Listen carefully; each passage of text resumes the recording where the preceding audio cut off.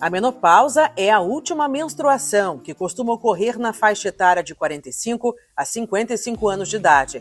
Uma vez que ela ocorre, os ovários interrompem a produção de hormônios femininos, não havendo mais ovulação e, consequentemente, fecundação. Na verdade, até antes mesmo da menopausa, que é quando a mulher fica durante um ano sem menstruar, quando ela interrompe de forma definitiva os ciclos menstruais, acontecem várias alterações no corpo feminino.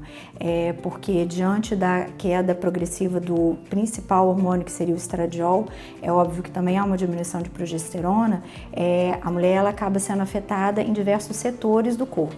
Então, eu poderia aqui estar falando de várias partes do corpo, vários sinais e sintomas que ela passa a manifestar, a apresentar, muito antes mesmo da menstruação ir embora de vez.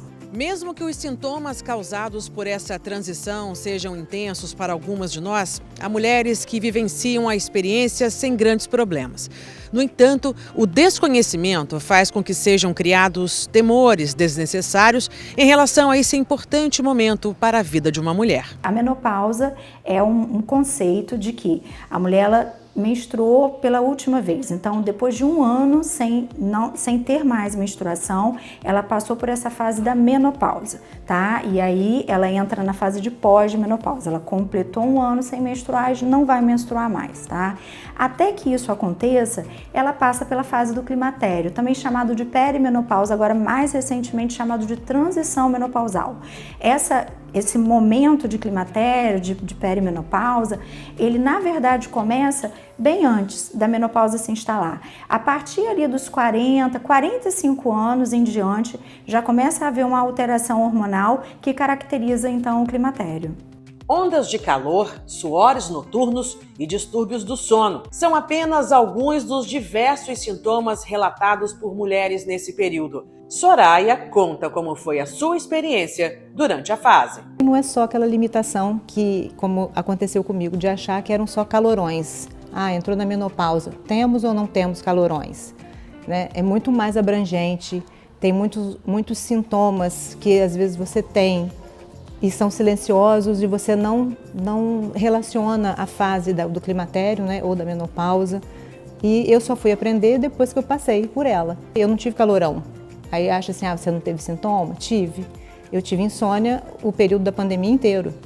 Então, assim, meu sintoma era insônia e, consequentemente, irritabilidade. Porque se você não dorme bem, você não tem bom humor, você não tem bom ânimo, você não tem disposição para fazer uma atividade física.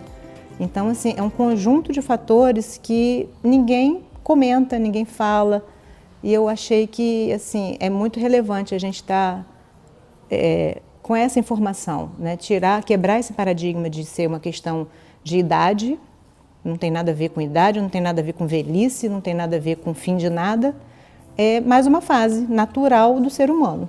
Ondas de calor, suores noturnos e distúrbios do sono são apenas alguns dos diversos sintomas relatados por mulheres nesse período. Os sintomas dessa variação hormonal e muito da diminuição progressiva, inicialmente de progesterona e depois de estradiol, fazem com que a mulher tenha sintomas que vão de calores, né, os fogachos, e os fogachos até famosos, né, eles acabam acontecendo quando já há níveis mais baixos de estradiol. Antes disso, ela pode começar a ter alterações de memória, ela pode começar a ter também alterações de humor, uma irritabilidade maior, uma piora dos sintomas da tensão pré-menstrual. Ela pode também passar a ter os ciclos que eles normalmente vão estar de 28, 30 dias, começam a ficar mais curtos, depois esses ciclos tendem a ser mais longos, falhar em alguns meses, e aí quando a mulher menstrua, o fluxo menstrual pode ficar mais intenso.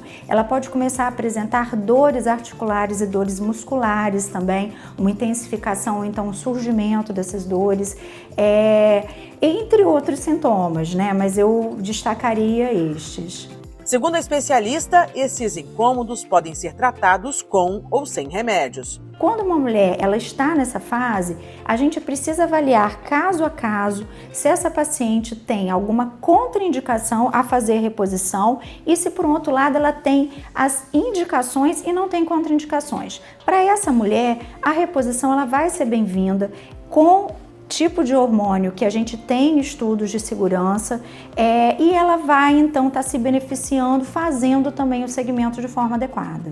A menopausa é confirmada quando a mulher está 1 ano consecutivo sem menstruar.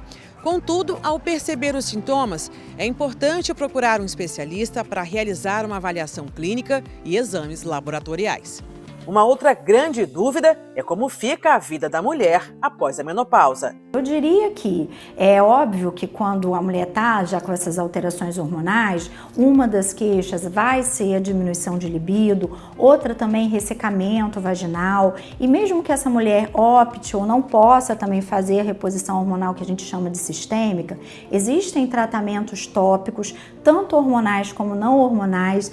Hoje em dia a gente está com uma gama muito grande ligada a isso e que pode fazer com que a mulher tenha um benefício em relação a essa questão da lubrificação vaginal para que realmente ela consiga ter uma vida sexual ativa e possa mantê-la, tá? É óbvio que quando a gente faz a reposição hormonal, a gente estabelecendo esses níveis adequados do estradiol, a gente consegue também uma melhora nesse sentido. Mas ainda que essa mulher não possa fazer, a gente tem também opções de medicações não hormonais que podem ajudar na libido.